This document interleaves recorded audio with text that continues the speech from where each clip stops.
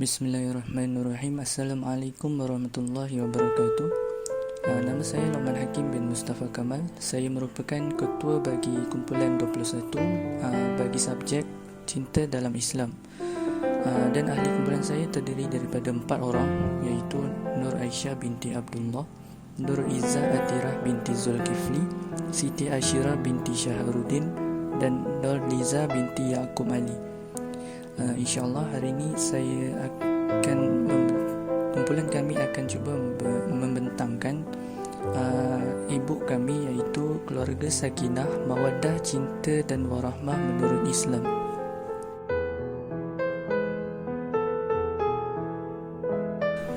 Baiklah, seterusnya kita pergi kepada bahagian pengenalan. Perkahwinan merupakan suatu perkara yang mulia dan amatlah dituntut dalam agama Islam, dan bahawa setiap manusia itu telah diciptakan secara berpasang-pasangan seperti Adam dan Hawa. Tujuan utama perkahwinan adalah untuk membentuk sebuah keluarga yang harmoni, berkasih sayang serta melengkapi antara satu sama lain, di samping bersama-sama mengharungi ujian serta dugaan yang ditetapkan oleh Allah Subhanahu wa taala.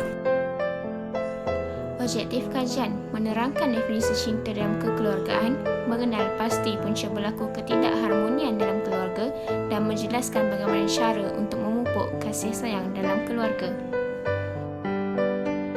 Seterusnya terdapat 3 kaedah kajian kami, iaitu yang pertama, reka bentuk kajian, menggunakan kaedah kepustakaan bagi mengumpulkan maklumat.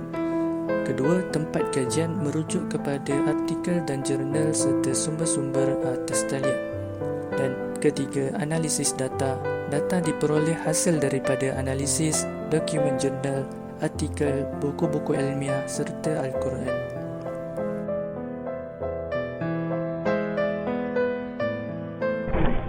Cinta keluarga sebuah kebenaran. Pembinaan sesebuah keluarga yang bahagia adalah bermula dari cinta. Pembentukan keluarga yang didasari dengan garis panduan Islam dan kasih sayang akan membentuk generasi yang seimbang dunia dan akhirat. Manakala cinta yang sekadar memenuhi kehendak dunia dan nafsu hanya mewujudkan pelbagai konflik dan krisis kekeluargaan, seterusnya melahirkan generasi yang lemah dunia dan akhirat. Mengapa wujud kepincangan? Krisis rumah tangga berlaku disebabkan faktor dalaman dan faktor luaran. Faktor dalaman pertama, kekurangan ilmu agama. Kekurangan pengetahuan dan pendidikan yang berlatar belakangkan keagamaan serta terperangkap dalam kehidupan dan budaya sosial yang liar hanya akan mengakibatkan krisis atau masalah rumah tangga berlaku. Yang kedua, masalah kewangan atau nafkah. Suami atau isteri yang tidak dapat melaksanakan tanggungjawab dengan sempurna hanya akan menyebabkan di antara mereka terasa terabai atau hidup dalam kesusahan. Yang ketiga, sikap negatif dalam diri suami atau isteri hanya akan menjerumuskan hubungan tersebut ke arah yang tidak diingini. Faktor luaran, campur tangan keluarga, campur tangan dalam sesuatu perkara, lebih-lebih lagi apabila ia menjerumus ke arah yang negatif. Hal tersebut hanya akan menyebabkan berlakunya krisis rumah tangga. Pemupukan cinta keluarga. Yang pertama, menanam rasa cinta terhadap Nabi Muhammad SAW dengan mencontohi sunnah termasuk cara kehidupan baginda. Yang kedua, pendidikan anak-anak 1 hingga 7 tahun, memanjakan dan mengasihi mereka. 7 hingga 14 tahun, menanam nilai disiplin dan tanggungjawab. 15 hingga 21 tahun, pendekatan sebagai sahabat mereka. 21 tahun ke atas, memberi kepercayaan dan kebebasan. Yang ketiga, sentiasa berkomunikasi antara keluarga. Komunikasi orientasi perbualan dan orientasi komunikasi konformiti. Kekangan dalam penyemaian cinta keluarga. Yang pertama, cabaran dari aspek kurang penghayatan ajaran agama Islam. Yang kedua, cabaran keibubapaan bagi mendidik anak pada era ini adalah satu cabaran yang besar. Yang ketiga, cabaran dalam menyemai cinta dalam keluarga adalah kemewahan dan kebendaan dan juga merupakan pengabaian tanggungjawab.